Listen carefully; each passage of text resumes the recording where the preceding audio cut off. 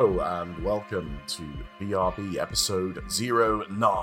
I am Kev and I am joined today by my compatriot in arms, Tim. Hello. Hello. How's you, Mr. Kev? I am ill again because this is what happens when you have 3-year-olds. It's biological warfare in my home. Yes. In the scope of my home. I'll throw you slightly under the bus by saying that's part of the reason that we are delayed in recording. Life got in the way here and there as well, but also when we did actually, we're going to record not regularly allotted time that we have now spaced out every 2 weeks for a few episodes now, but you were unfortunately unwell and we decided that was not a good idea. So the illness that I had before this one, which very much I did not get any reprieve in between, by the way. I thought I was getting through the end of it, and then suddenly I fell ill again. And I'm not sure if it was just like it just got worse again, or whether I got a second one. I think I probably got a second cold. Anyway, that last one may have been flu, because the night you and I were due to record, and I said, I absolutely can't do this, mate. Sorry. Yeah. I was in bed, shivering, with a temperature of like 39 degrees, and just unable to move. I was borderline paralyzed. Oh, no. I could just about crawl to the toilet. Unfortunately, I have an ensuite, so like I could just about crawl across the room to the toilet. Couldn't stand up. Right, okay. I was not in a good place, so yeah. So two things. One, not very conducive towards a podcast generally. Indeed. But also not helpful when trying to play VR. Right, I think we can all agree on that. Here's how ill I was at the time, is my kids came into the room, and they're normally a right little stickler for, just clinging on to daddy and wanting to play and not leaving me alone for more than 5 minutes at a time. And let me tell you, they took one look at me and went, Daddy's poorly, and then walked out again, and I didn't see him again. That's how ill I was. Okay, so yeah, that's a good indicator.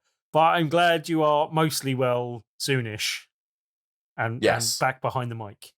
I am certainly in a much better place than I was then. For video viewers, you may get to A, see my glasses constantly steaming up, as is apparently a thing that's happening today. Okay. And B, you'll occasionally see me coughing like an absolute nightmare off mic. Fingers crossed if I remember to mute. Well, we shall see how that goes. Tim, what have I missed? Yes. Well, we've had some games. I don't know if you've heard, but apparently VR's dead again. So it's much as a surprise that there's a ton of games to talk about, mainly because we've had a few. But yeah, I've got 2 that I played for review because I was given review codes for, and 2 that I've got to talk about. So we'll divide those up. I'll go with the 2 that I've already spoken about previously on BRB UK, but I got review codes for, and so I'm on a bound to chat about them a little bit. But I've also got a bit more information, a bit more updates on both. I will do Little Cities Bigger first and foremost, just because it's little, I can get it out of the way a bit. But no, also I've only played a little bit more, and my opinion hasn't changed much since I discussed it on BRB UK. But this game's an absolute banger. Like it's really, really good. It is a city builder, which is no surprise from the title. But it's designed from the ground up for VR. We had City Skyline at launch, and that seemed good, and it's been on my wish list since launch. It's now no longer on my wish list because this game fulfills all of my city building needs in VR. It's very well designed. The UI is very intuitive and very well done. It's kind of like popping bubbles that have got like the content in that you want and drilling down into different levels until they get the thing you want. And yeah, like the way the building works and everything else, everything just works really nicely. The only slight problem is when you're going into the kind of menus and bubbles, sometimes you'll hit one and go down 2 levels, and it will you have to back out to get out of it. It has an undo button, and it really could do with a redo button, because I want to undo my undo sometimes, but that's like first world problems basically. But in terms of just straight up gameplay and how it works, and it's really nicely passed out. Like there's information that's on a wristwatch, and you see this in a few games now. You can like turn your wrist to look at the back of your hand, and that will come up with a wristwatch that's got lots of information on it. And this one, it's like what the demand is for what type of zoning. So whether it's industrial, commercial, or residential, and like what the demand is for those one of those three things. It also tells you like how well you're meeting your power and water needs, and how attractive your city is to people. And it will also give you a bit more information there. Like it'll drill down into you don't have enough residential housing to suit your current needs and to grow your city and stuff like that. So it'll tell you what you're doing wrong. Top tip that I didn't get to in when I was talking about this before, having learned a little bit more, that especially early on when you're trying to build in one zone and expand out and you filled that zone and you're waiting to open another zone before you can continue, the thing you've probably got wrong is laying too many roads. Like you probably want to delete some of your roads. You think you need roads every like 2 or 3 rows, but you actually want bigger spaces than that because you can fit things in between buildings that don't have to be on roads, and there's bigger buildings you want to fit into those spaces as well. So don't put too many roads in, or less is more on that type of thing, basically. But yeah, just it does really well in terms of like having different environments with slightly different challenges, slightly different buildings that you can unlock as you go with them. You're generally going from like level 1 to level 25, from like a small village to a capital city type thing, and it'll unlock different things as you go. Some of them are similar, like you'll get like a fire department and a school and stuff that are unlocked. I think at slightly different levels, possibly depending on the environment you're in. But generally, like they'll unlock and you'll always have access to them. But then there'll be like extra special buildings that are particular to the environment that you're on. They're not necessarily like, some do make sense. Like there's a jetty you get in one level that you don't like, that it's kind of suited to that Hawaiian island setting type thing where there's volcanoes and other stuff to worry about. But the jetty kind of makes sense there. There's things that like I'm on a desert island at the moment, and I think the upgrade that I had, it was some sort of educational thing. It was a university or something like that, but it didn't necessarily go along with the island that I'm on and the environment I'm on, but it kind of made sense. But then there's environmental things you have to worry about as well. Like there's volcanoes in the last island that I mentioned, where you have to have where it's a good idea to have more fire stations than necessary. Otherwise, things might burn down a bit too fast. But generally, they kind of cope with things automatically. Occasionally, you have to like rebuild a building, but most of the time, your fire department will kind of automatically sort it out. But the one I've just gone through is a kind of desert environment as well, and there you have to worry about sandstorms. And to offset the sandstorms, you just have to plant trees, basically. So you need to plant like a line of trees near some buildings, and that will generally stop people from complaining about sandstorms. That kind of works and stuff like that. But yeah, like it's one of those games where, and I think yesterday I was like, oh, I'll just play for an hour before dinner. And then it's like, oh, I guess I'm cooking dinner at 9 o'clock then. Oops.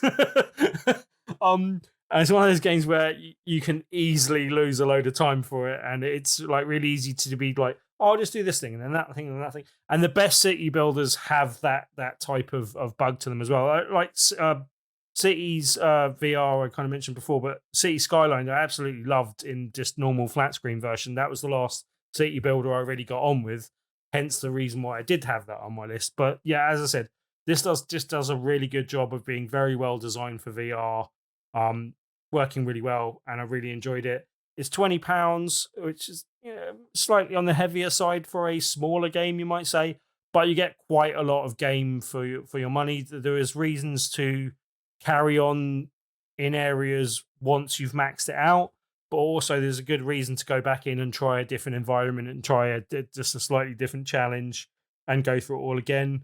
And yeah, I'm probably about halfway through the different islands and stuff like that, and I still got quite a lot to go.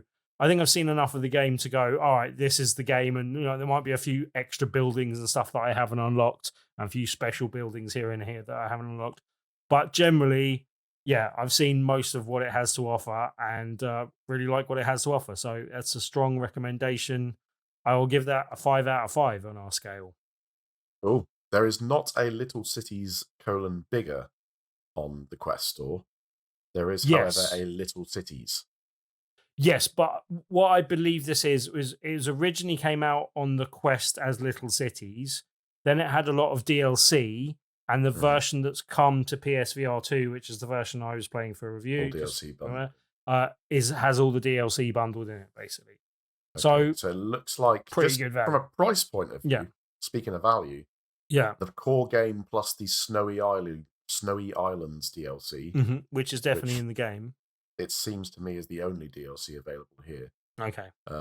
is £5.33 for both. For both. Yep. It says Ooh. bundle core game plus DLC, £5.33.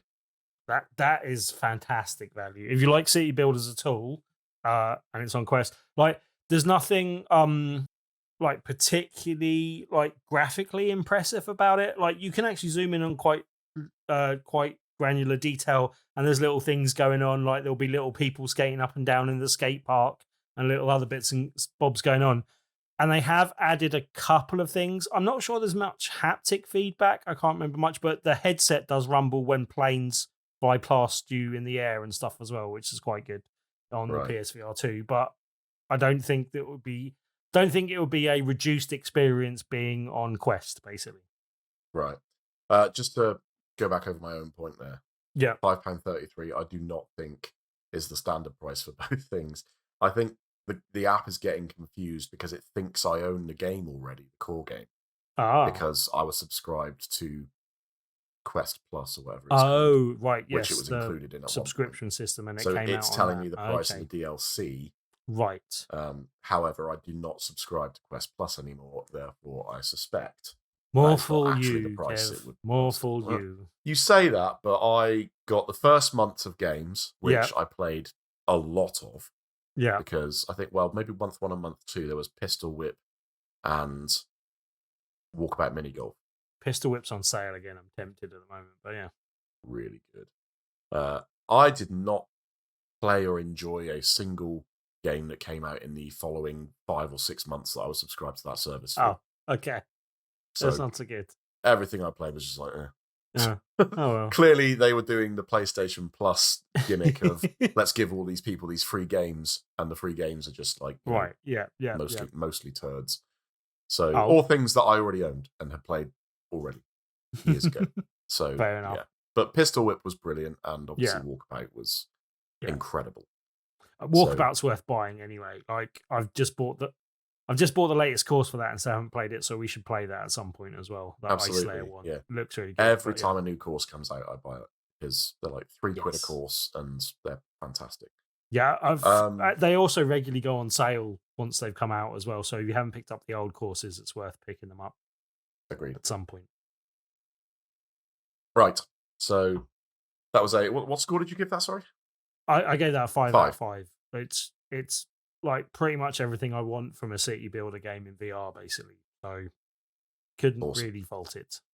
So, I will definitely look into that myself. I also need to still pick up another game you highly recommended, which was that Papers, Please VR game. Oh yes, Borderbots VR. Really Borderbots, like that as well. Yeah, that was good. At some point. However, a game that I've been looking forward to for a while, because apparently I love job simulators. Yes. In virtual reality and in flat screen as well, but seemingly in VR they're good fun.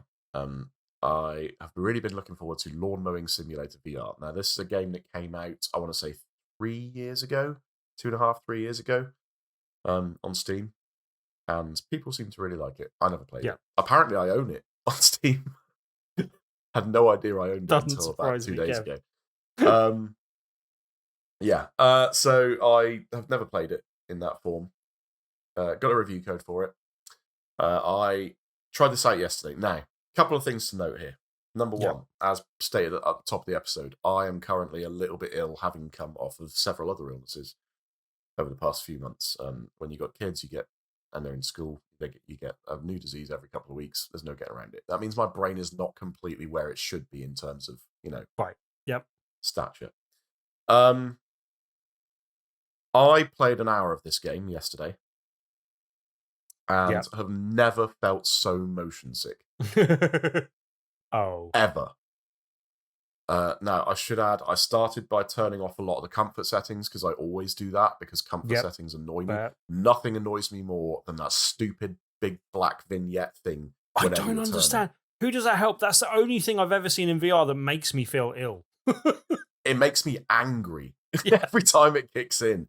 I can't explain it. I just feel utter fury whenever I see it in there. And if I can't find it in the options immediately, that game's getting turned off. Anyway, I've really started feeling ill. And then I turned that thing back on, and it didn't help at all. Oh. It is unfortunate. Now, my suspicion is, I cannot guarantee this isn't in part because I've been unwell. Can't guarantee that. I have not run the scientific. I have not got a control experiment. I've not played this game when I am not ill. And based on my current record of illnesses, that may not be for a couple of years. Right. However, other VR games do not make me motion sick in the same way this does. So take that as you will. Just sort of browsing through the meta reviews for this as well. Yep. It does seem to have been marked down. Like some people, like the people that love it, and some people say I don't have motion sickness, which is always a bad sign because that means that other people are definitely complaining about motion sickness. But there seems to be a mixture of people complaining about motion sickness and people complaining about blade sharpening being impossible. I don't understand what that exactly is, but I didn't find that impossible. I'll get into the other parts of the game, the actual gameplay that I played in a moment. But anyway, you're not alone on off, this, is all I'm saying, Kev. But yeah, no, and I'm not surprised. Most VR games that involve lateral movement, i.e., moving side to side, often give some level of the audience or some amount of the audience is always going to suffer from motion sickness as a result. That's why we get games with the teleport turn. Or whatever it's referred to as. But like click turning rather than smooth. But which is my preferred way of playing games for the most part. I hate click turning as well, but anyway. I don't mind it. I will also take a smooth turn if the frame rate is consistent. I suspect the frame rate... I've not got a frame counter because it's built into the Quest this game, so I haven't got my Steam overlay. I have a sneaking suspicion this game's frame rate is A, quite low, and B, not consistent. That's the only way I can explain why me, someone who has very, very... I can count on one hand the number of times that in... What we are now? Approaching 10 years of VR. Yeah. I can count on one hand the number of times a game has made me feel uneasy. And I think we actually have a news report that will feed into this information coming up, but that does sound to be like that's more likely the case. There's one thing I'm thinking here, and this is something that I haven't heard people widely discuss, and I don't know if this is because they're all part of the same thing, or maybe I'm wrong on what I'm thinking here. But generally, there seems to be two problems which people conflate together, and that causes a bit of confusion under the umbrella of VR sickness. Now, there is the thing you talk about there, when the frame rate's juddery or inconsistent and low and inconsistent, like that can generally have a like make you feel queasy and weird, like literally sick because of VR. And I'm not a wide sufferer of that, but I have seen it happen, and I know it in a game that's where the frame rate's really bad, and inconsistent, that can happen to me too. So I'm not alone on that. And as you say, you can be well versed in VR, have your VR legs, as people call them, and it still be a problem. Like there's nothing that's getting around that. That is bad game design causing VR sickness. I'm not necessarily saying that's the case with Lawn Mowing Simulator, but that seems to be the case in this case. But that's often conflated with, as I said, getting your VR legs and doing an intense experience in VR, which can make unexperienced users feel a bit queasy as well. And I think they're two slightly different beasts. You know what I mean? Like they are easily conflated, but I think they are two slightly different things. One is an inconsistent frame rate and a technical problem that's leading to VR sickness and something that should be avoided at all costs. And another thing is like just being aware of how intense a VR experience you can deal with based on how experienced you are at dealing with VR. Yeah. No, I do agree. I'm inclined to believe this is a technical issue. Hmm. But as I say, I have been ill, so this could just be a one-off thing that wouldn't ordinarily affect me. But from what you're saying about the reviews, I've not looked through other reviews. But yeah, it sounds to me like this is probably an issue for a lot of people, and it really caught me out because, as I said before, it doesn't really hit me usually. Yeah, Like, not something you're used to dealing with. Yeah, not at all. But I felt really unwell. I had to take my headset off and just sit here in this chair for about 20 minutes, just staring at the wall, like That's not good. waiting for my like I don't know what it's called, like equilibrium to Right, yeah. equalize, for lack of a better medical term. Yeah, so that wasn't good. I hung up the headset at that point. I have very little intention of going back to that game anytime soon. So I've played an hour. So any review I give at this point is based on an hour of gameplay. Yeah. That ended in me feeling ill. So getting away from that aspect of it. Yeah. Let's talk about the game. So this is a game where, as per usual with job simulators, you have a really mundane job to do. Will you enjoy doing it? Because it's not something that you do in your usual day-to-day life. In this, you get a tutorial. You start off in a kind of garage. You've got a drivable lawnmower up on I don't know what the mechanical engineering term is, like one of those things that you lift cars up and down on. Hydraulic lift, I believe. Sure. Which you can operate using your fingers. You have blades that you need to change on the bottom of it. That'll be what the other reviews you were talking about. So there's a blade, you pick up the blades, you go over to the blade sharpener, you sharpen the blades, you replace the blade, you get a spanner and it locks on, and then you do some spannering. Yeah.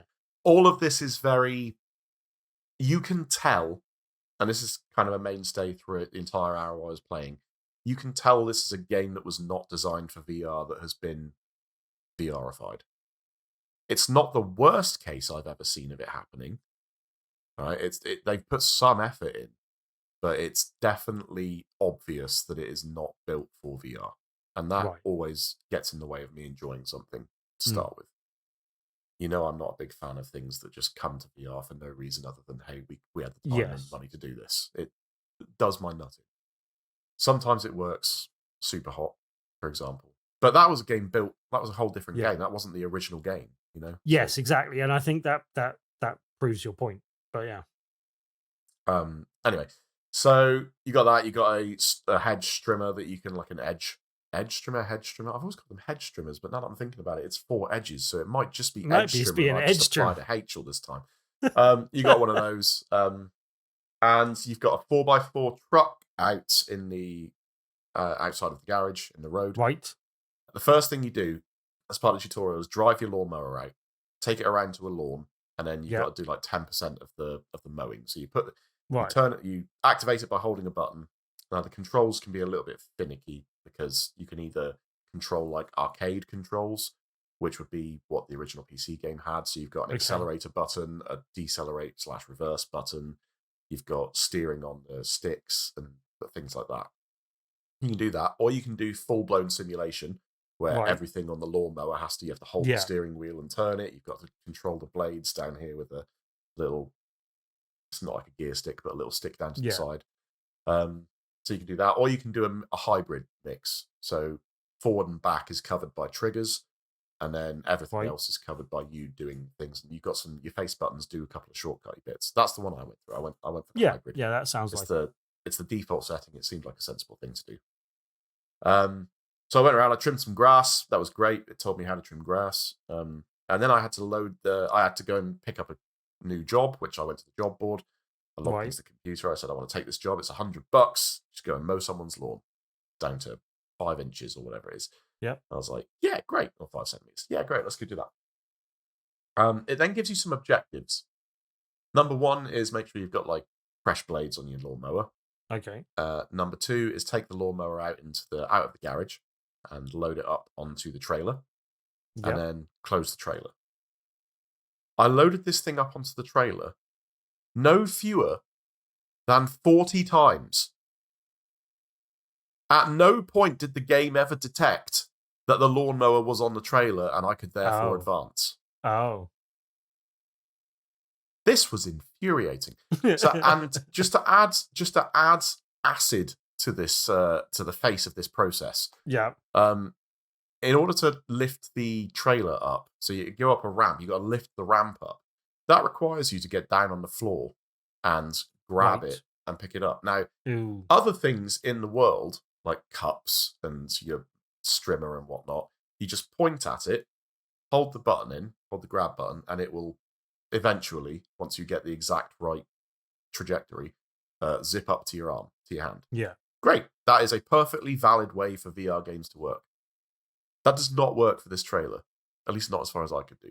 Oh. You have to get down on the ground. Now, what's the one thing they forgot to put into this game? A crouch button. Crouch button, yeah.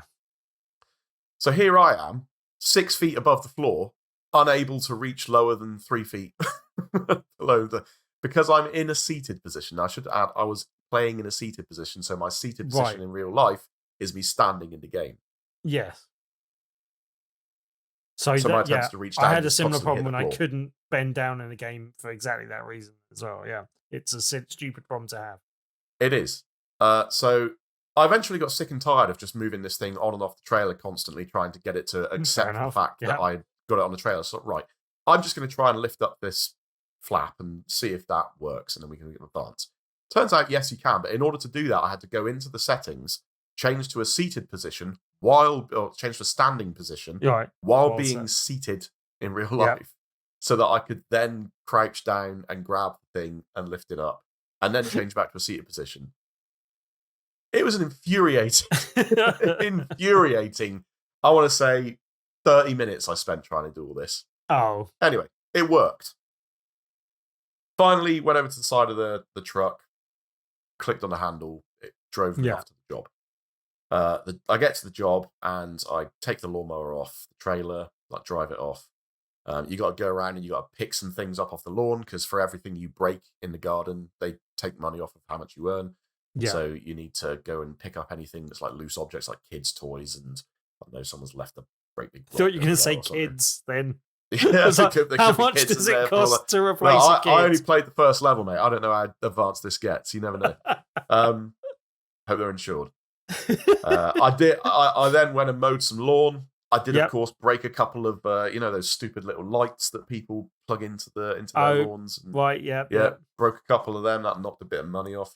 Drove around in circles for, I want to say, 5 minutes, 10 minutes, and this is when I started just getting really violently ill. And I looked at the percentage of completion, and it was like, you have completed 22%, and I was like, no.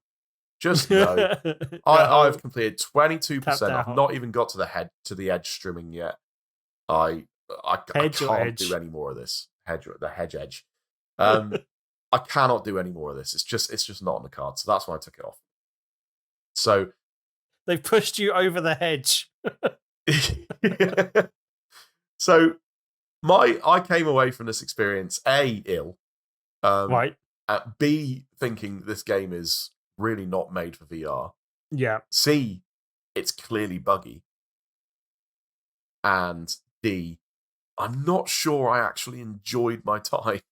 Oh. There was a brief moment when I was the first time I reversed my lawnmower up onto the trailer, where I put the trailer down and I got back on the lawnmower and I drove it forward and I looked around behind me, and somehow, I don't know how it's tracking my hand when I was looking in the other direction, but it did. Credit to the Quest, it did this really well. So I was reversing like a real car. I'm turning away from the mic here, so that might not come through very well in the audio. But I'm reversing like a real car. Minus the modern niceties of rear view cameras and mirrors. But that felt more realistic. And it felt like there was a reason to be playing that game in VR. That felt point, great. Basically, yeah? That felt like I was driving a real vehicle. That is exactly what you want from this thing. That's the single only good thing that happened in this entire hour that I was playing the game. So my problem here is look, again, only played an hour of it. Yeah. But what I played... only could play an hour of it by the sound. Only could play an hour of it physically. Yeah. All right. So I did not necessarily enjoy what I played. It was not a particularly functional experience, and I walked away from it vehemently ill. So on the scale, Yes. I shouldn't really score this game. This is back in the days when I did a lot of game reviews. I would have passed this back and just said either someone else take it on a team, Or wait for a patch. we're just going to have to go unscored until something comes along. I don't intend to play this game again anytime soon, so I'm going to give it a score based on the first hour, but I want to make it very clear this is based on the first hour and my personal experience. So I'm giving this a 2 out of 5. I do not think it's a 1. A 1 would be truly I couldn't even get out of the first game. Boot the game up, basically, or whatever, yeah. And to be clear, I'm not really I'm trying not to bias this because of my illness. That could just be a me thing. But I think it's also right. The game and your experience with it is the problem as well, because this is supposed to be a nice, chilled, relaxing time.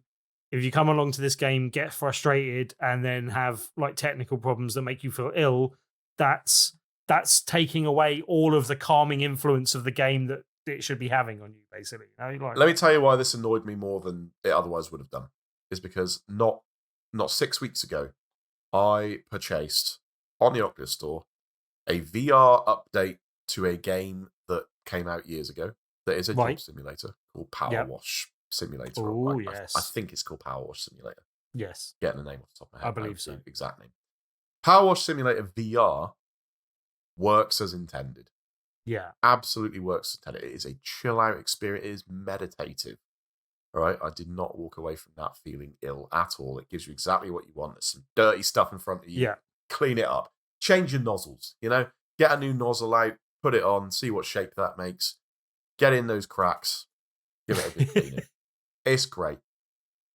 This was not the same experience. Yeah, and I believe that they're both I know they're definitely the same publisher, Curve Games. I'm not sure if they're the same developer.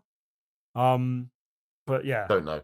If that were the case, I can tell that Power Wash got all of the time and attention, and this one did not so much.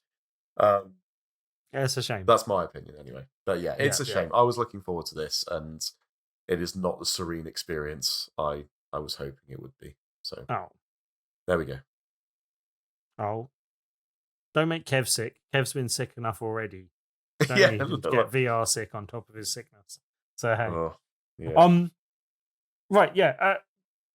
Changing things up slightly, the other review game that I was given a review code for in the past couple of weeks is a game called Rainbow Reactor Fusion Remastered. Lots of R's.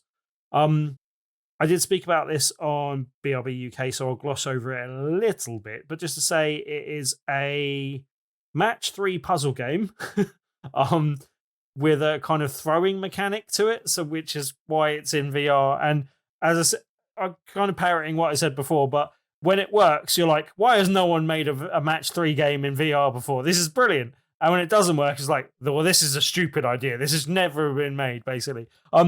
But I do actually really like the kind of main match 3 puzzle elements and stuff. And I say the main bit because there's other stuff that goes in and around that as well.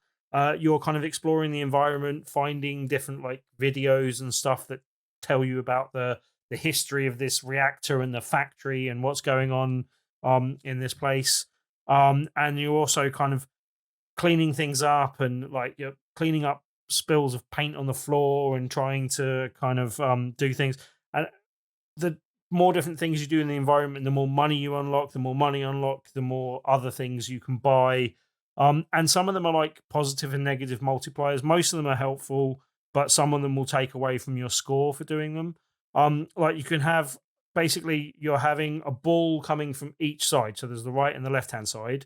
You can then combine those balls to make different colors because there'll be like primary colors that you can mix together. And like, so you make put a red and a blue together to make purple, based on the ones you're trying to clear on a hexagonal grid in front of you. Or a grid of hexagons, I should say, in front of you, because it's not actually hexagon shaped overall, although it is kind of, but it's got bits missing. But then you're lobbing these into these kind of wells that they kind of take there. But you've got ball catchers on either side, and you get those initially on the first floor, and then you can buy them for subsequent floors, and that's probably the first thing to buy. because it means that if your attention is on one ball or adding the two balls together, you don't have to be catching them as they're coming out. You only get one space in those catches, so it's not like a total, like you can just take as much time as you want, but it does buy you a bit more time, which is quite handy. There's also like one-off space you can get where you can keep a mixed one together if you don't need it just yet. I rarely use that thing. The ball catchers are handy. The other mixing thing, I don't bother with. I just lob it into the grid. Who's got time for putting things to one side? But then there's other things you can buy. Like you can actually buy like slower balls, so the balls will be released slower, but you'll get like 20% less score for doing it and stuff like that. Again, I haven't really bothered with those too much, but if you get really stuck on a level, you can buy those as well. As I said, really like the main game. The actual match 3 puzzle stuff is quite good fun. I wish there was actually a bit more of that in here, that they stripped away a bit more of the meta game stuff around it and just had a bit more of that, especially with the arcade mode. I was expecting the arcade mode to be a literal arcade mode where it's this level and you progress through different levels, whereas all they've done is strip out the story and make it so you can start on any one of the levels. And it's like, well, that's not really like, I guess it's, harder to do and would be, harder to actually add more content and add a different mode. But I was kind of expecting that when they said arcade mode. And so I wish that was the case. It's easier to recommend when it's only $11.99. And for that sort of price, the meta game being a bit, like take it or leave it. But you get a fair bit of game for your money, and maybe that wouldn't be the case if it was just the match 3 puzzle stuff. But I like the base game. The other stuff's fine. It's okay. It's not brilliant, but it's entertaining enough. Also, since I reviewed it on BRB UK, I actually had a message back, and you have to forgive me, I don't know the person's position in the company. She's the person I think it's a she, it might be a he, Calais. I don't know the name that well. It's Kalle. I assumed it was a woman. I'm not sure that it is. But yes, they kindly got in contact with me anyway and just let me know that they've taken some of the criticism on board about the kind of graphical nature of it. I didn't actually think it was that bad. Like, it's fine for what it is, kind of thing. But apparently other people have been complaining about it a bit more. And they did say they'd improved it since the Quest original, but they've said, and this quoting from the thing they sent me, so we went back to the job and managed to quadruple all texture sizes of the game, as well as introducing 1.3x times super sampling to reduce aliasing.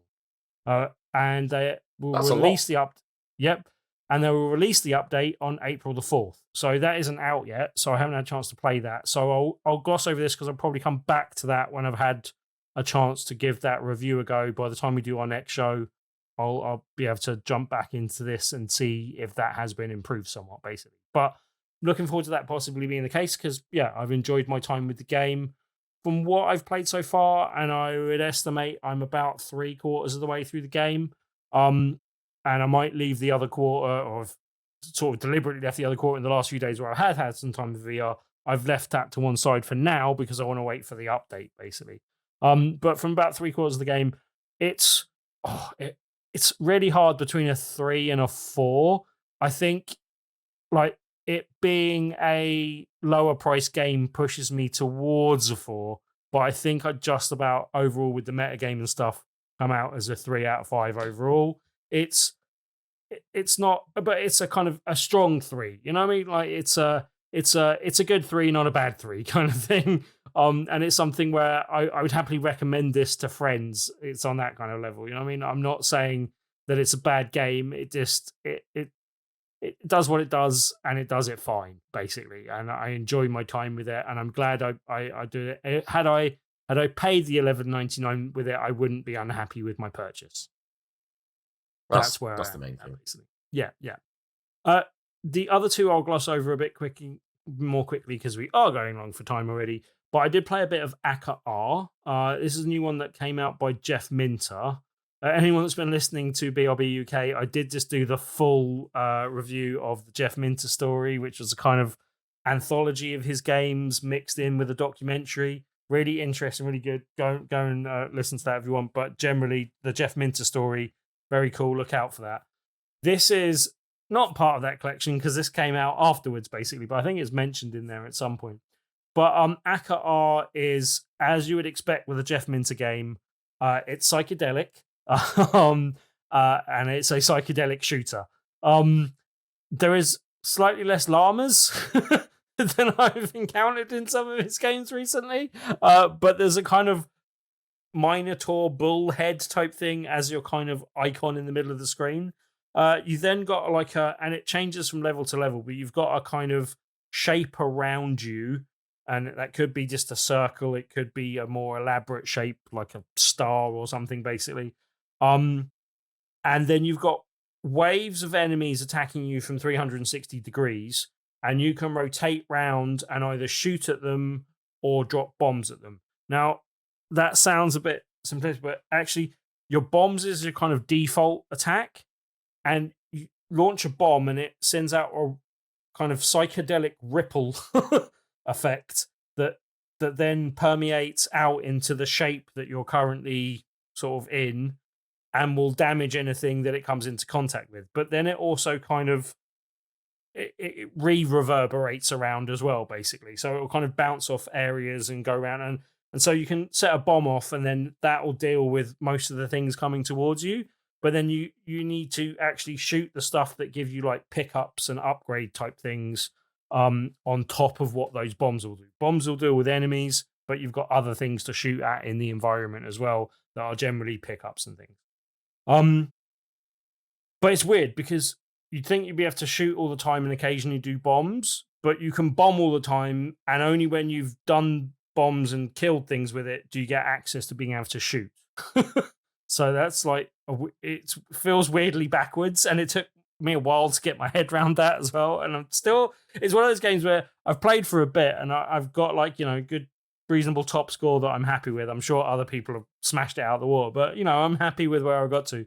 I still don't entirely sure I know what's going on.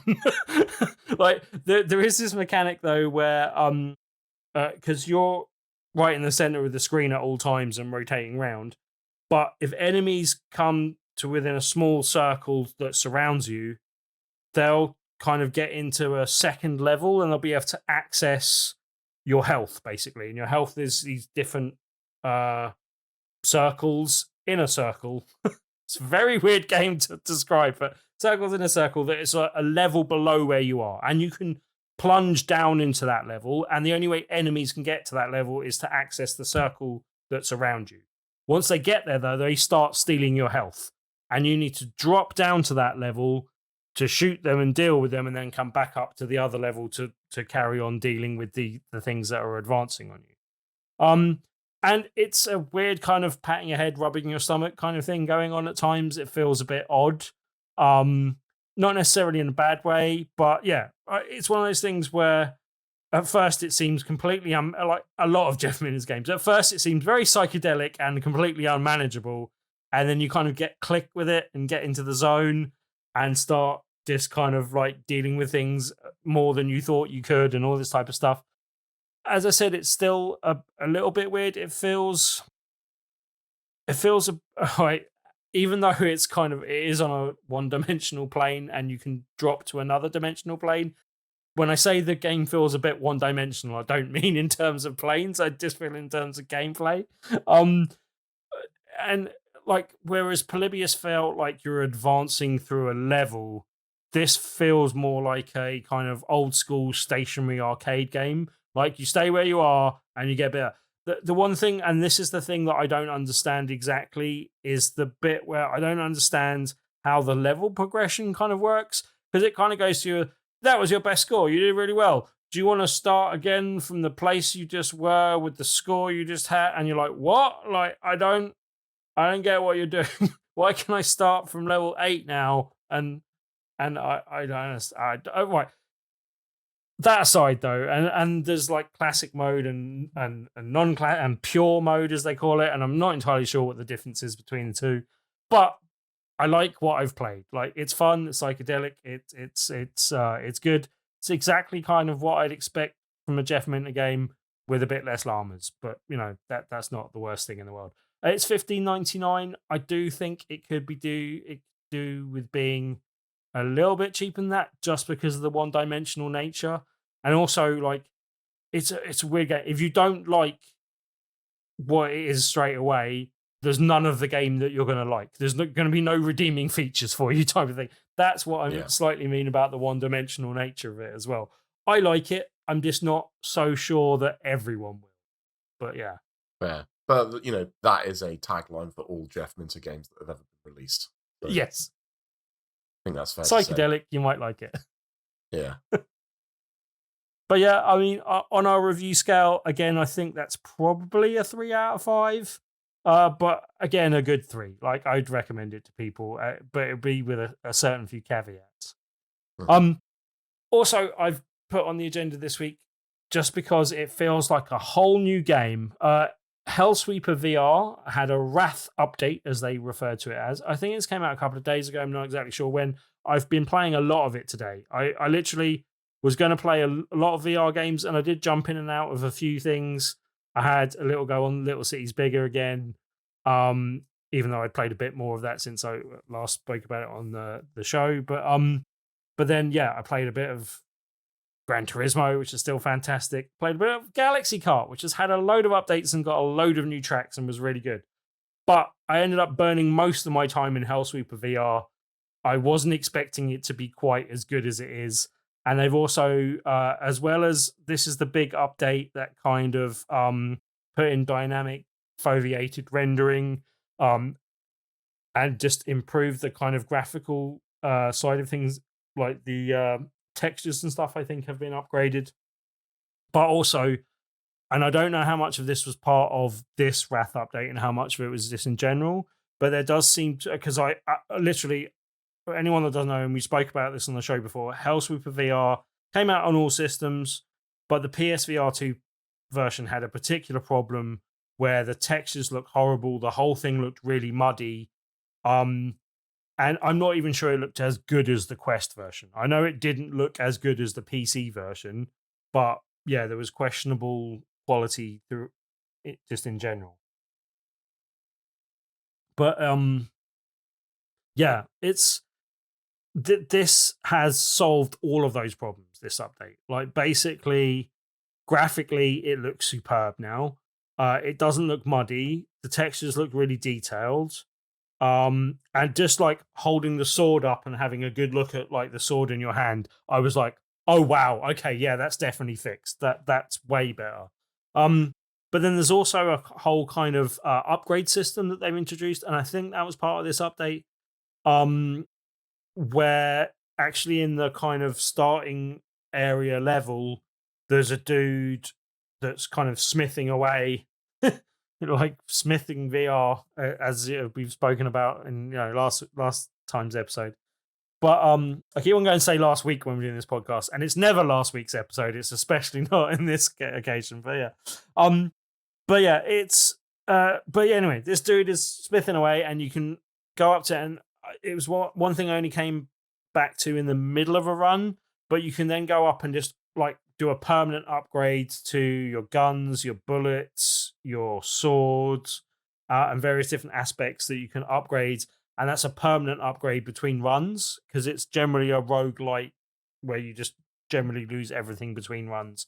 But you upgrade as you go, but this is a kind of permanent upgrade system, which I always think it's much better to be a roguelite than a roguelike, I think. Depends what you're looking for in your game, certainly. Depends, kind of. I mean, I think roguelike is more attuned to like old school arcade games and harder difficulty. I mean, they're supposed to be like Rogue.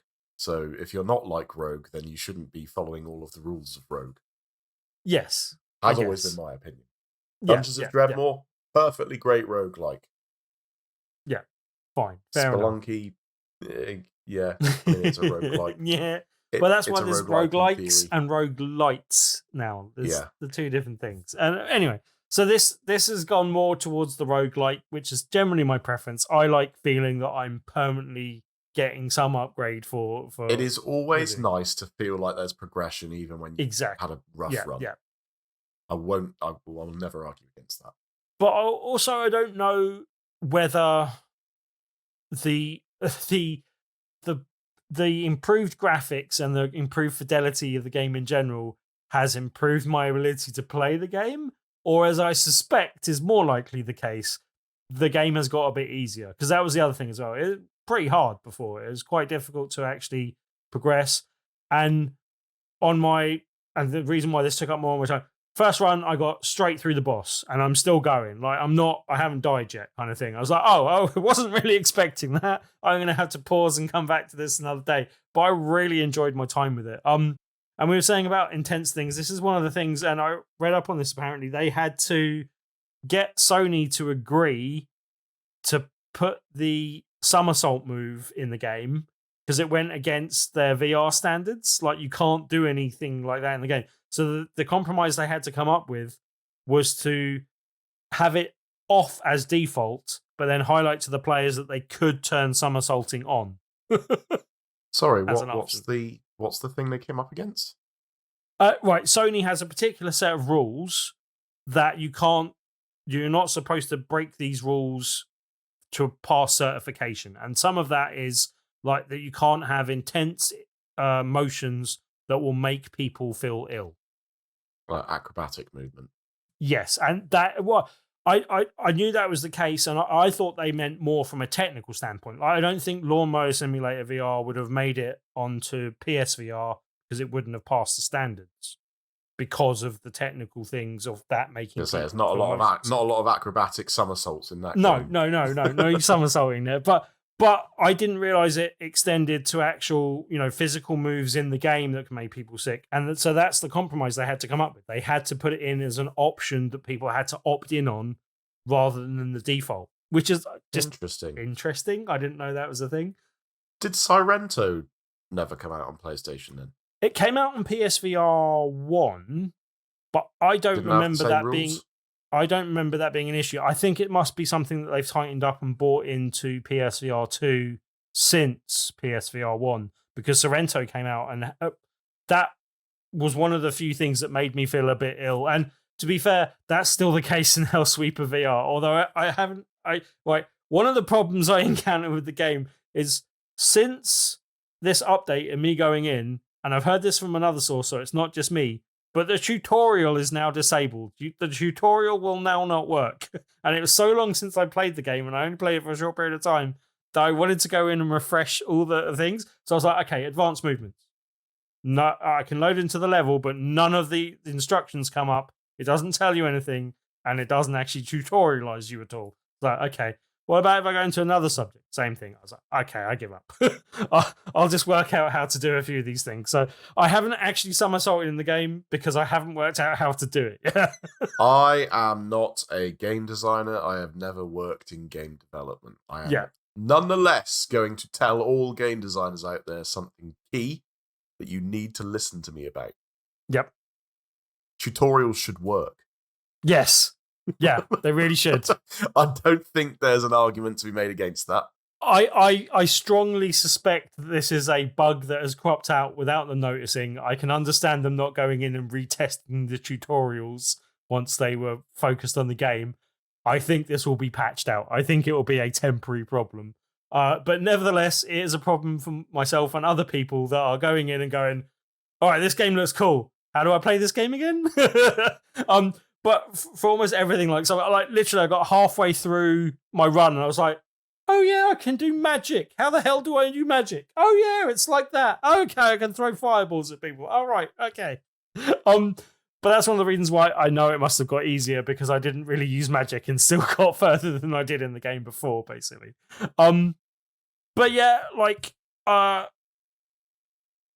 I said though, tutorial problems aside, it solved my graphical problems. It solved my problems with the game. I'm loving what I've played so far. I can't wait to play more. It's like having a whole new game that I bought months ago and kind of forgotten about.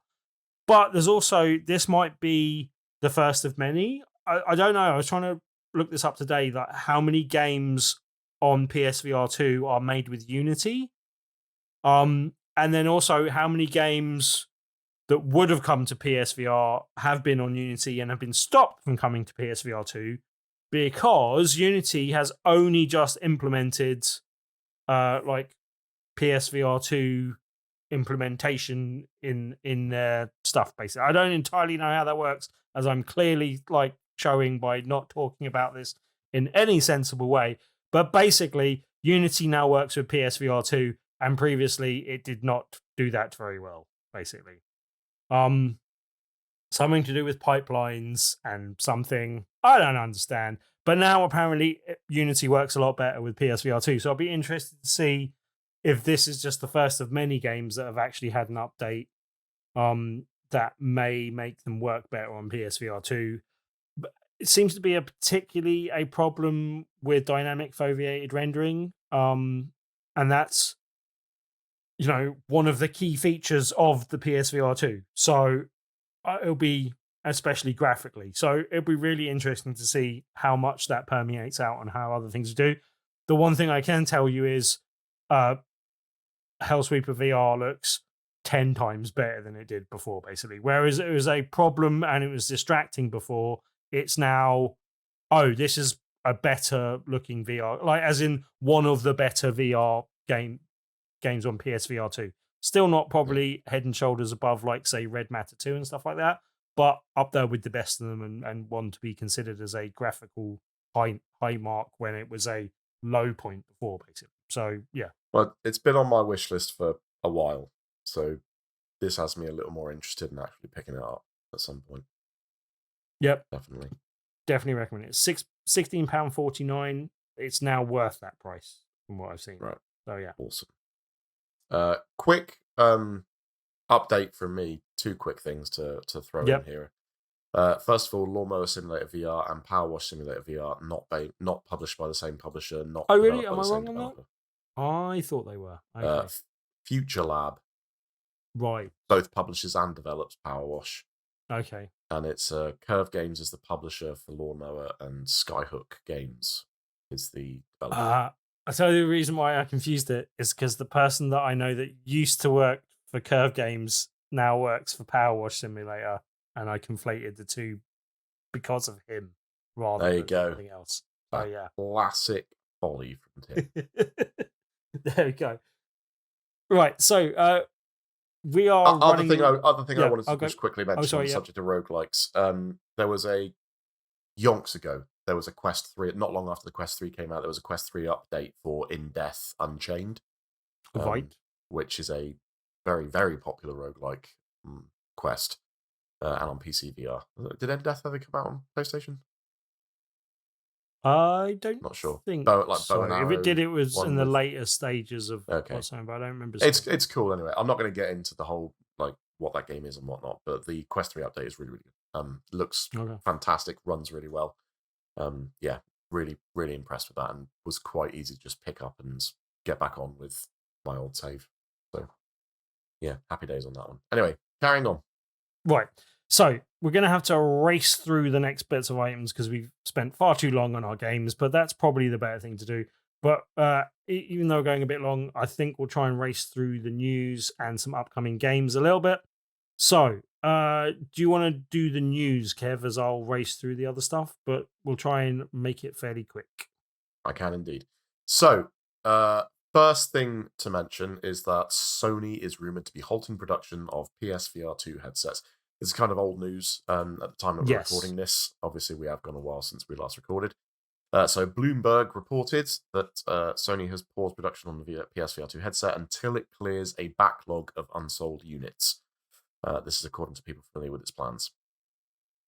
So obviously, there is just... I have a feeling that this would not be happening unless that backlog of units, unsold units, was enormous. So they probably overproduced based on what has been sold through. Yes. And it's right. This is one of those things. I wanted to keep it on the news, even though it's a bit old, just because I kind of wanted to pass comment on it. There's a couple of things back and forth, and actually, having given a breadth of time, this may give it a bit more credence. But the person that's reporting this for Bloomberg is the same person that has falsely reported and not necessarily with malicious intent, but has proven to be incorrect 2 times before about the PSVR2 sales figures. Now, I think that gives him a slight biased agenda because he's now interested in PSVR2 failing because that will prop up what he was saying before and that will prop up what he's saying now. Now, he might not be incorrect in this. People may have gone, well, he's the guy to go to because he doesn't like PSVR2. So I'll tell him about this because he'll be happy to report that. So there could be like a bit of back and forth.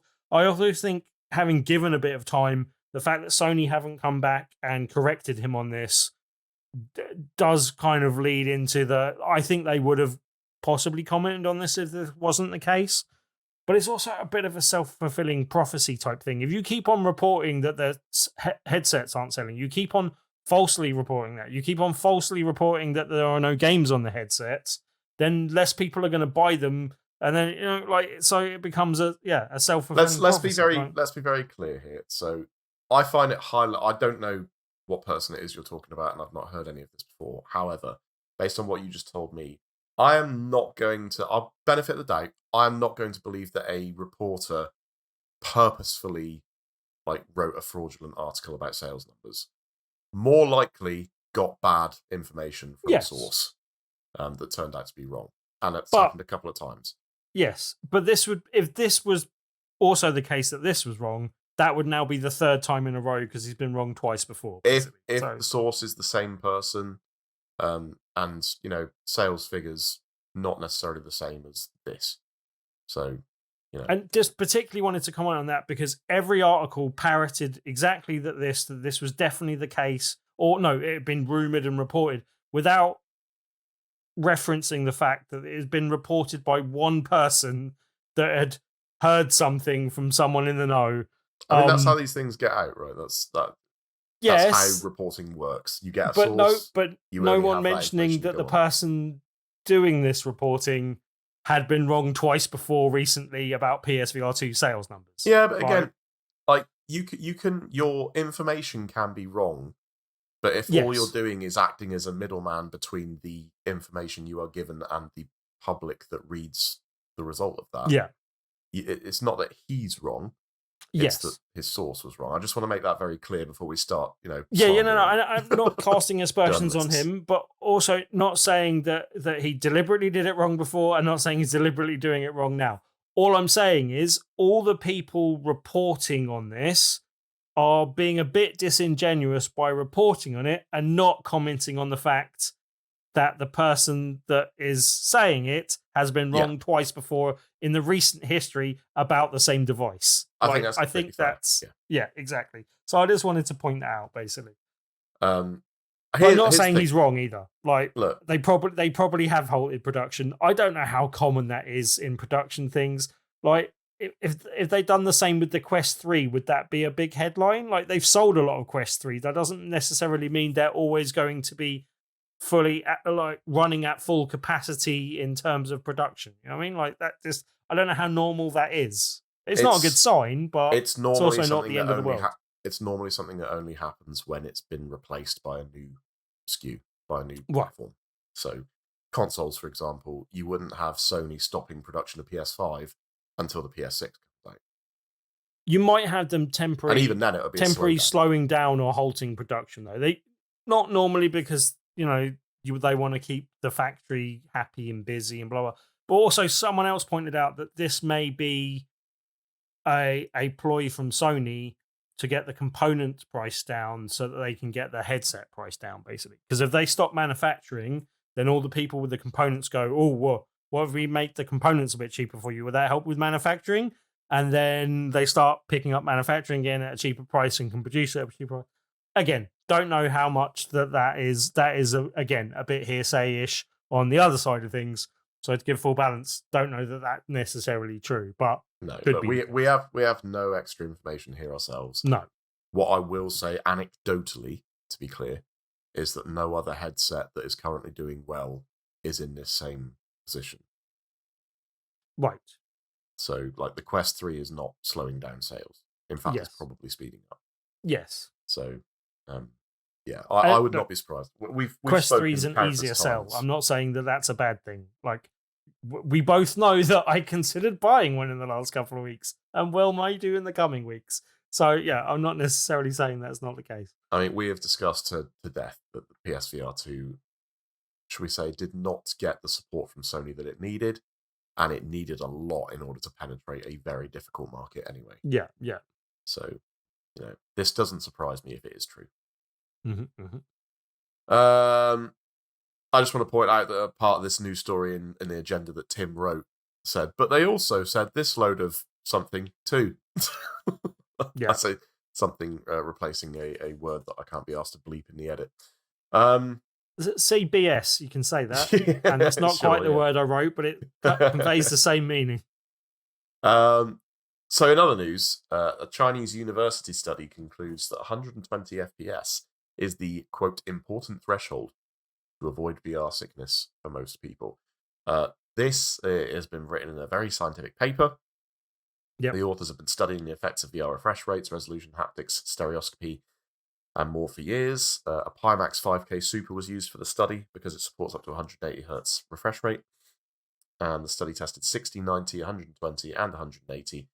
Compare the effect on sickness for the 32 participants, which were 16 male and 16 female, aged between 18 and 51. That sounds like a very scientific, like official scientific study to write a very official scientific paper for something that we all knew anyway. It has been long known that 120 FPS is the comfort zone. It's like we've scientifically proved it, but only with 32 people as well. Like that's the other thing. It's a very small sample size. In terms of sample sizes, that's pretty shocking, to be fair. But that being said, 120 is like the known number for comfort. 90 you can get away with if it's consistent, which I think the Quest has proven over and over and over again, even the Quest 2. I always turn on the experimental feature to up things to 120 where possible on my headset. But 90 is generally fine as long as it's consistent. But again, to go back to what we were saying earlier, not for everyone. Yes, I think there are going to be people where 120 really makes a difference, and I'm pretty certain that possibly both of your BRB UK co-hosts are in that boat. Yes, that is quite possibly true. The one thing I was saying this as well, like I don't know how much this feeds into things, but a lot of people complain about Sony's reprojection method. Like when it's going from 60 to 120, you can do that with a reprojection thing on PlayStation VR2. But a lot of people complain about that having a sort of ghosting effect, or not quite ghosting, but the kind of where you see almost a double image of things, basically. And there are games that use this that haven't, and one of them was Galaxy Kart. I know that's gone over to a native 90 when it used to be 61 reprojected to 120.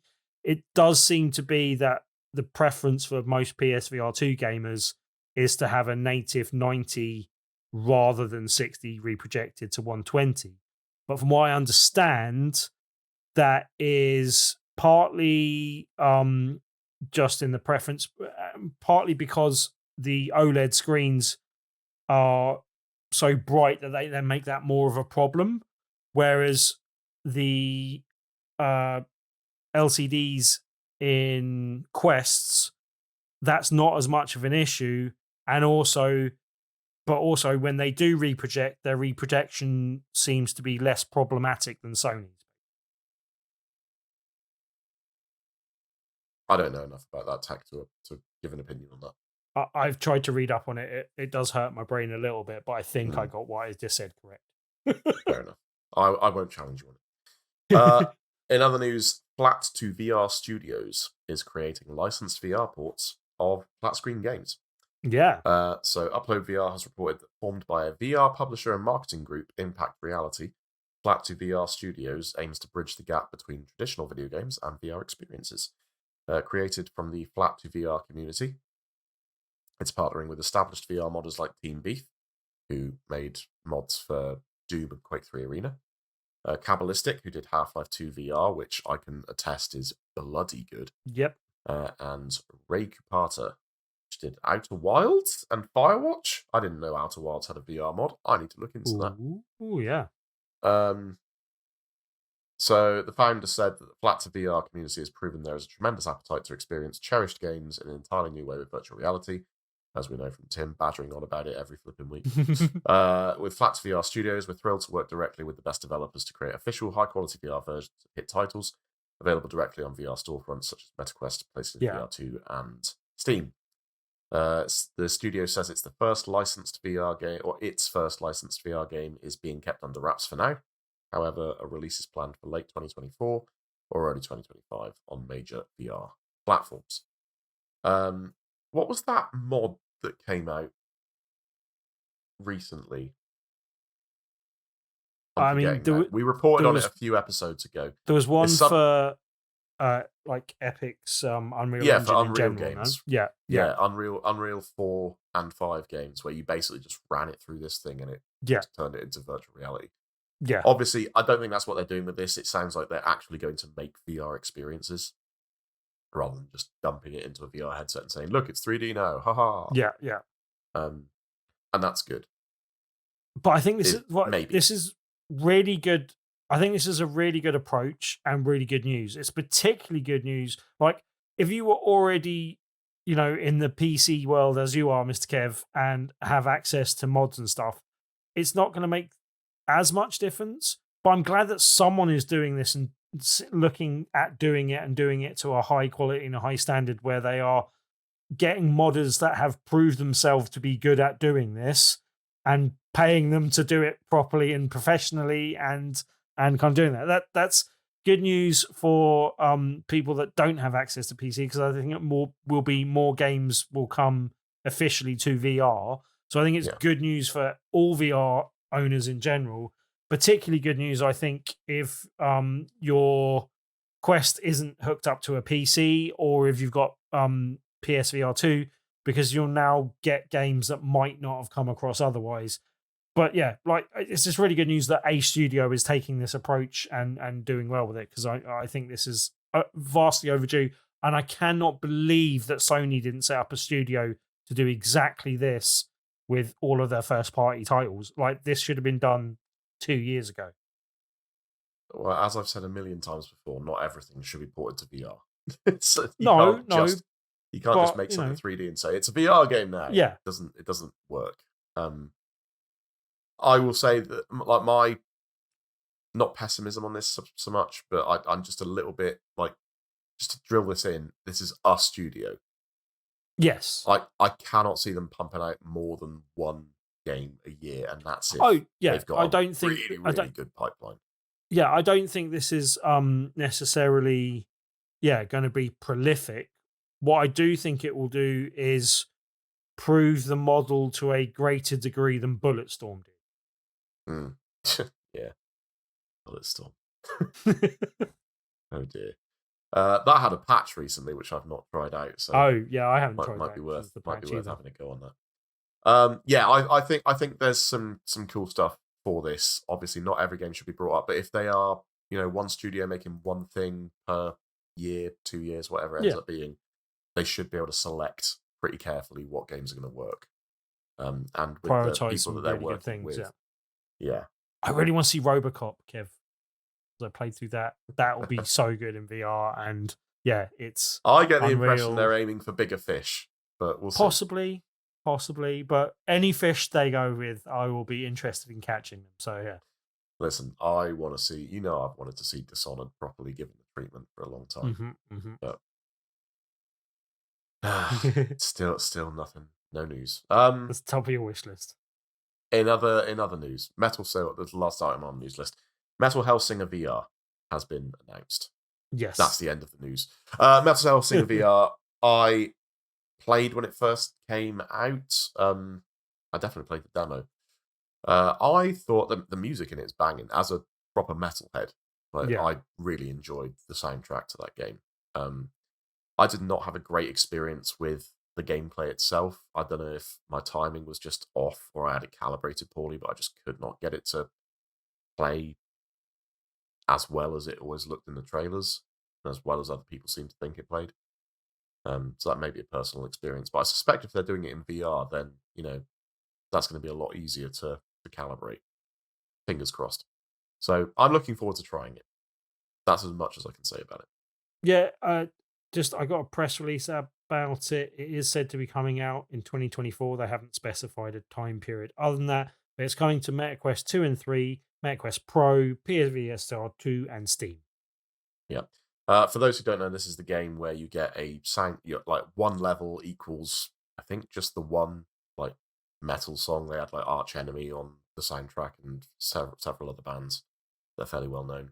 And it's a like Doom-like shooter, but in order to do the most damage, you need to fire your weapons and do general actions like dodges and jumps on the beat, which sounds easy when you think about games like, I don't know, what's that?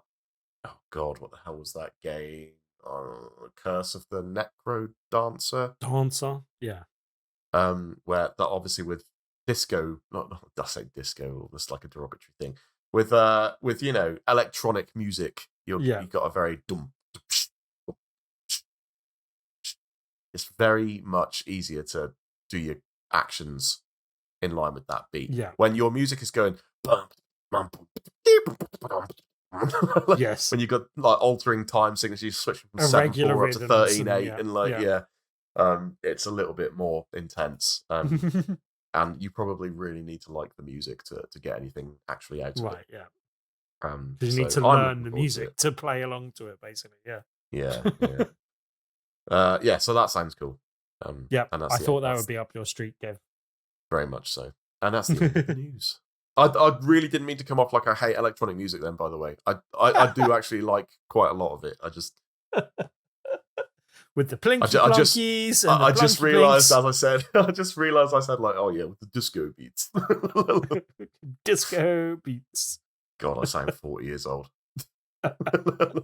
That's because you are, Kev, but hey. There we go. Right, so we've got... Hey, what games are coming out over April? Yeah, we've got upcoming games to strip through. There is one that was supposed to be upcoming that we've already got. We're going to jump onto a kind of list of everything coming out in April, but I just wanted to mention Genotype. Particularly, it's come out on other systems already. It's just come out on PSVR2, but it kind of dropped out of nowhere on PSVR2, mainly because it wasn't supposed to come out yet, and it's another one of these games that came out without the devs knowing about it. Like, PSVR2 does this all too often. So it's launched games, and this is another one of the games that's launched without its day one patch. And so people out there, they can buy it, it's available to purchase, and it doesn't have its day one patch and isn't up to date. So I just wanted to warn people, perhaps hold off for now until this gets patched. I'm not sure that has been the case now. Maybe Bloverk Games, who previously made Dick Wild and Dick Wild 2, although I completely mistook them for a completely different, confused them with a different studio when I spoke to them on Twitter at some point. But hey, I've left Twitter now, so that doesn't matter. But yeah, just wanted to give them a shout out because I felt a bit sorry for them being dumped into the world at the last minute. But hey, yeah, so there's quite a few games coming out in April, so we won't go through all of them, especially as we're going long. But yeah, there is a few I wanted to mention. C Smash VR S is coming out on April the 4th. And is a game that I've loved already on PSVR2, has been out on PSVR2 for a bit, but is coming to Pico and Quest on April the 4th. It's a really good kind of tennis in space, but a bit more kind of squashy badminton-like almost. But yeah, it's a kind of... You can play just solo mode against kind of different puzzle elements and stuff like that, where you're hitting the ball back. But the main mode here is online multiplayer is really where it's at. And they've got various different modes, and they've put some other updated modes and stuff in there that they've done as DLC since. I really liked it. I'm glad that more people get to play it. I think that the simplistic graphics will actually pop really nicely in Quest. I think that'll work quite well. It's kind of a simplified kind of style. It's an old arcade game that was also on Dreamcast, but yeah, it's a good one. Definitely one to look out for. especially if you like your kind of tennis or badminton style games. But it is a good sweaty workout. You are going to get very sweaty in your headset. Maybe consider getting yourself a sweatband to soak up some of that sweat. But also, just thankfully, this launched in the middle of summer on PSVR2, and it was really hot. So actually releasing it early in the year, I think, is actually very beneficial as well. So it's good that it's coming out in April. Another sweaty one for PC VR gamers this time. Mutant Boxing League VR. I missed out the very important word in that nearly, but still. But yeah, boxing game with silly kind of fantasy-based kind of setting. Looks good. One that I'll keep an eye on and see if it's coming to other headsets for myself and Kev in the future. Black Trail VR is another PC VR title coming out on April the 8th. And I'll just say I'm skipping games all the way down on the moment, but that's just because I am. But yeah, Black Trail VR is a kind of Wild West setting, which we weirdly haven't seen that many games set in the Wild West of late in VR, basically. Did see a spate of them on PSVR 1 and in those days, but last couple of years, not so many cowboy games. But yeah, that looks interesting, could be of interest, and again, one I'm going to keep an eye on and see if it comes to other headsets in the future. Toy Monsters is coming out on April the 11th on Quest, particularly noticeable because this is a mixed reality game. I think it's entirely mixed reality. I stopped myself there, but I'm mixed not. reality tower defense, yeah. Yeah, and it looks a bit like Plants vs Zombies, which is a game I love. I played the third one again recently, but yeah, it looks like it could be fun and could be a good fitting for mixed reality as well. Dungeon Full Dive Player Edition is coming to PC VR on April the 12th. This one's particularly interesting because it's basically, well, for one, it's free, so that's always a good word to hear. But it's also like a kind of setting for playing Dungeons and Dragons in. But by that, I mean it's not like an actual role-playing game. It's a setting for your role-playing game. So you can have someone in there as the dungeon master. You can have other players going in there and you can pick your actual avatar and stuff like that. But it's very much made for playing Dungeons and Dragons with. So yeah, just an interesting thing. I'll be interested to see where that goes. And it uses 5e. I've never heard of this. I'm watching this trailer now. Yeah. This is making me giddy. Yeah, it looks like looks it could be a really good system for Dungeons and Dragon players, basically, so that you can actually run your campaign in this system. And then move all your miniatures around, see all the combat in first person. Yeah. If they've got the license to do a lot of actual Dungeons and Dragons models and things in this, yeah. Well, I could lose a lifetime to this. But that's the thing. That's where I think they've been smart in making it free, because I think if this gets very successful, free for players, $50 free for players, for the Dungeon Master. Right. Okay. So that's a business model. I wasn't sure if they were going to be selling lots of bits of DLC and lots of like extra things for your character costumes and stuff as well. They might. I wasn't sure how they were going to do that, but if you want to run a game, it's $50, and then anyone and it's free with a headset can play it. Yeah, right. That makes sense, and I guess that's fair as well. Like you could all club together and pay for your dungeon master to do it. I think that's reasonable enough, and that's probably a better way of doing it than doing it with cosmetics. Not saying they won't do that as well, but yeah, we'll see. Right, Mixture is one that's been delayed a couple of times. This is another game that I wonder if this has been delayed because of. I'm guessing it might have been made on Unity, and I'm guessing with the patches and stuff that's just come out for PlayStation VR2. And we didn't really talk about this, but there was a big firmware update that's enabled a couple of these things to work properly, possibly in PSVR2. But I'm wondering this is one of the ones that's been delayed because of that. Don't know that that's the case. But it's set to be coming out on April the 12th. We've spoken about it before, but this is a bit, this is the kind of Moss style game where it's third and first person. And I was watching a trailer for this recently, and it came up with a term that I hadn't come across before for the kind of action platformer thing where you're first and third person. And I don't know if you can watch the trailer and see if you can find the phrase, Kev, but yeah, it came up with the phrase, and I don't Yeah, it's gonna be noisy on my end, but it was. Mix But and yeah, it slash. basically it came up, yeah, with the phrase for this type of game, and I was like, oh, that is the perfect description for it. But I can't remember what it was. It wasn't mix and slash. That's not what it was. No, May can't see. I thought it was when I was watching the trailer. It may have been when I was reading up on it, but Says mix and slash and self co-op. self co-op. That's what it was. I was like, oh right, and that's better than saying it's a Moss style game, basically. But self co-op, where you and your like third person thing are the two people co-oping together. And yeah, I thought that was a reasonably good phrase. Anyway, um, but yeah, that looks like it's going to be fun.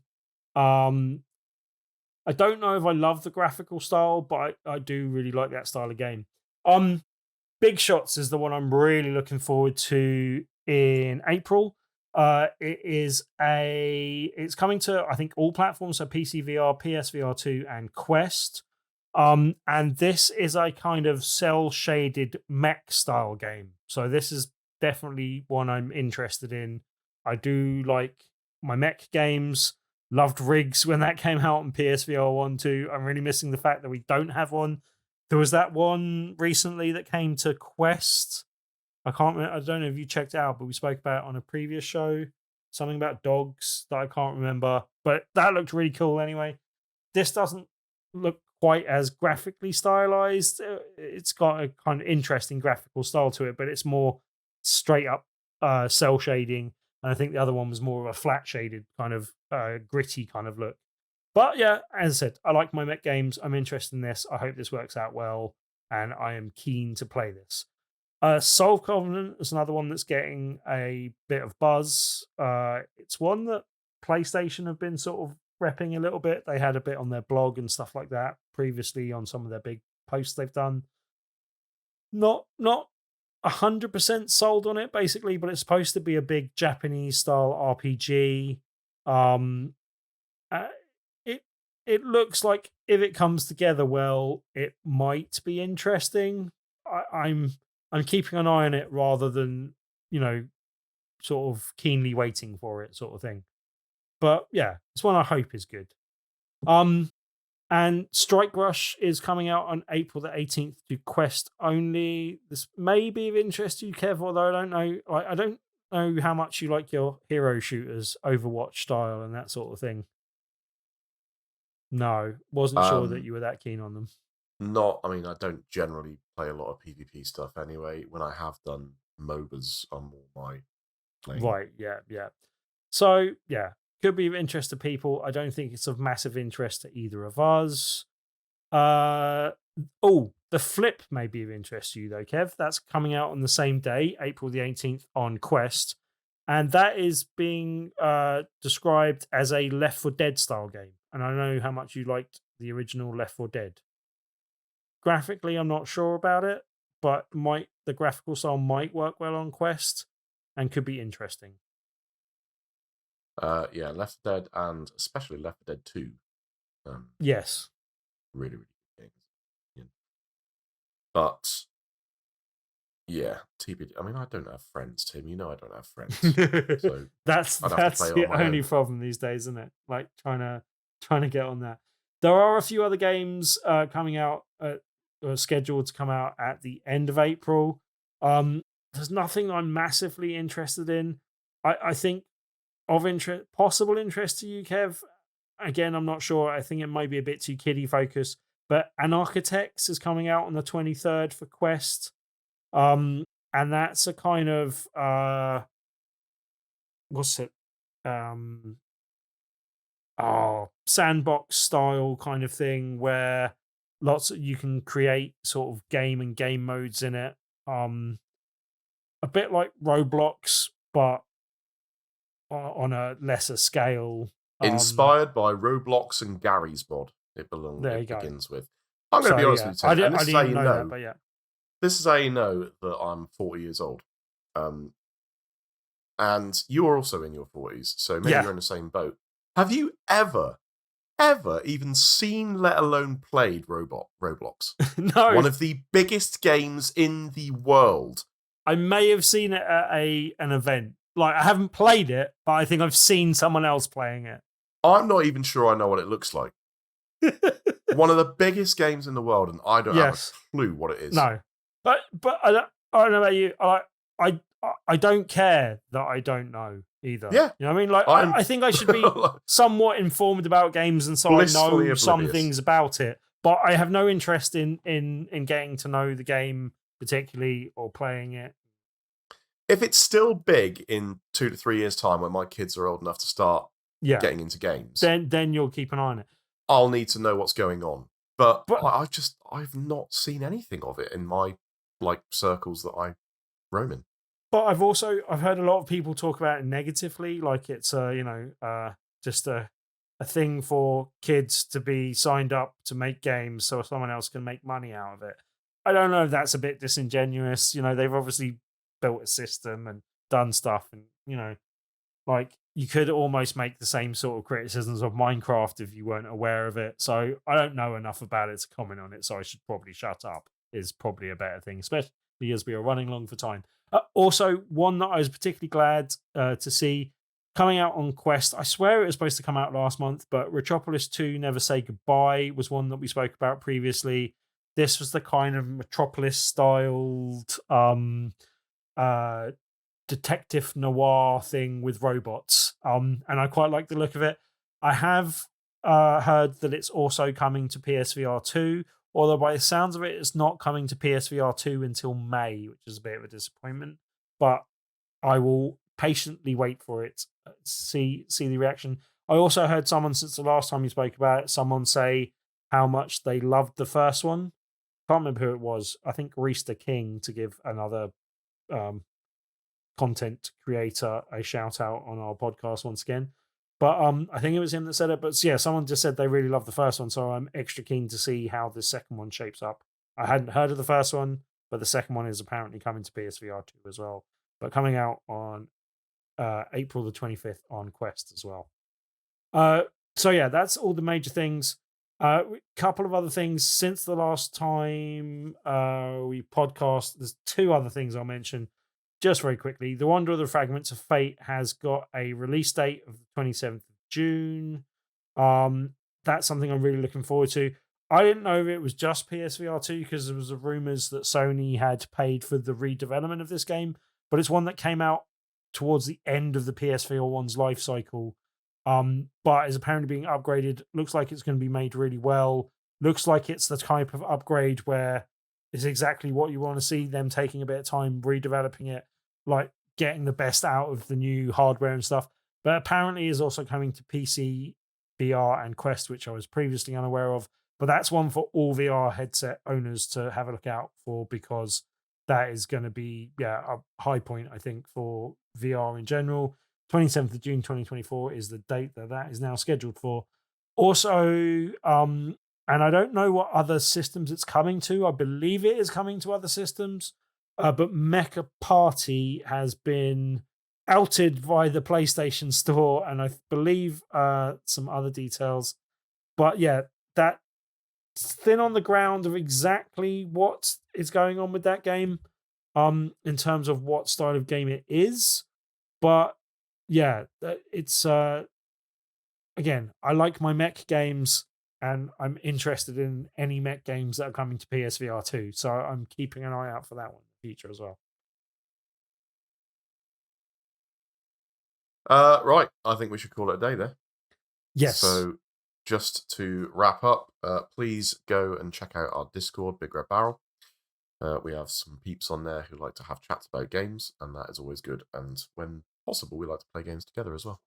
I'm going to do a shameless plug for my own YouTube channel, which I've recently started publishing videos to again. So if you go to YouTube/Kev_BRB, I believe that'll get you there. I've started doing some pre-cans. They're not live streams or anything at this stage, but just pre-canned videos where it's called Reviewing the First 30 Minutes of PC Games. I've quickly whipped together a program that lets me use the Steam API and just kind of get my entire Steam library. And I've developed a randomizer thing that runs like a slot machine. So I start that, it starts going down all of my list of games. and then I press stop and it lands on one, and that's the game that I play 30 minutes of. The reason I'm doing this is because I have a current game total of like 1,150 odd games on Steam, and I've probably played 12 300 of them. So this is just a way to attack that like shameful backlog and like see if there's any games in there that I've never played before that I might really, really enjoy. I've found a couple of cool stuff in there so far, and there's a couple of things that I'm never going to touch again. And I'm regretful of the fact that I've touched it to start with. So like I've got 10 episodes up on YouTube at the moment. There's another couple in production at the moment that have been on pause while I've been ill. So I'll be kicking things back up again soon. But it's good fun. I quite enjoy it. I play the first 30 minutes. There's a timer in the top corner, and at the end of it, I give the first 30 minutes of the game a score out of 5. Not to be confused with a score for the game as a review, but just on kind of what's the first 30 minutes like. Weirdly, the most commented or the most viewed video by a significant margin so far, Stronghold Crusader 2. That classic. Okay. Never heard of it before I played it. But it's got a lot of Cornish people in it, so I got a lot of joy out of these random units I clicked on going, all right, my boy, I'm over here, gonna kill stuff. I can't believe I let you get away with a whole review of Lawn Mowing Simulator VR, and I didn't mention that we got you a brand new combine harvester once, Kev, not once. That's a very good point. We blatantly missed that joke. Yeah, so please go and check that out. And yeah, that's it for us this week, unless you've got anything you need to plug to. No, I mean, as normal, I'll plug BRB UK, and so you can, hear me occasionally sneak in a bit of VRness on there when I can sneak it into the show. Otherwise, I would generally be talking about other video games. And yeah, just come join us for a Tabletop Tuesday at the Loading Bar in Stoke Newington. Every Tuesday, you can win a game just by trying it out that evening, or possibly win a game, I should say, by trying it out that evening. There are more details on the top left-hand corner of Big Red Barrel. You can join the over 2,100 members of our meetup group on meetup.com, search for Tabletop Tuesday, or just come join us at the Loading Bar in Stoke Newington. Good time. On a Tuesday. On the rare occasions I've been in London years ago when I was pre-kids, I used to pop in there. It was good. Cool. Okay. And that is the end of this episode. Don't know when we'll be back. We'll see how many illnesses I get over the next couple of weeks. We'll see how Got to hit the big double figures, Kev. It's only taken us, a few years, a couple of pandemics and illnesses aside. We're nearly there. Yeah. Tell me about it. Right. I have been Kev. I virtually been Tim. There we go. There it is. Catch you later, y'all. Bye.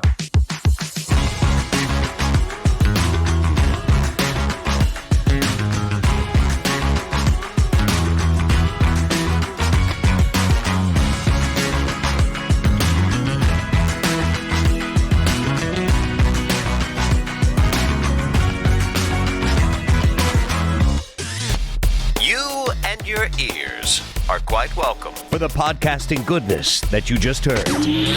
Why not roll on over to BigRedBarrel.com for more podcasts, news, reviews, and videos from the biggest, reddest site on the internet, BigRedBarrel.com. It sounds awful because that makes it sound like the game is not interesting, but I have to admit, it didn't really pull me in an interesting way. I'm playing a 26, it feels like I'm playing a 26-year-old game.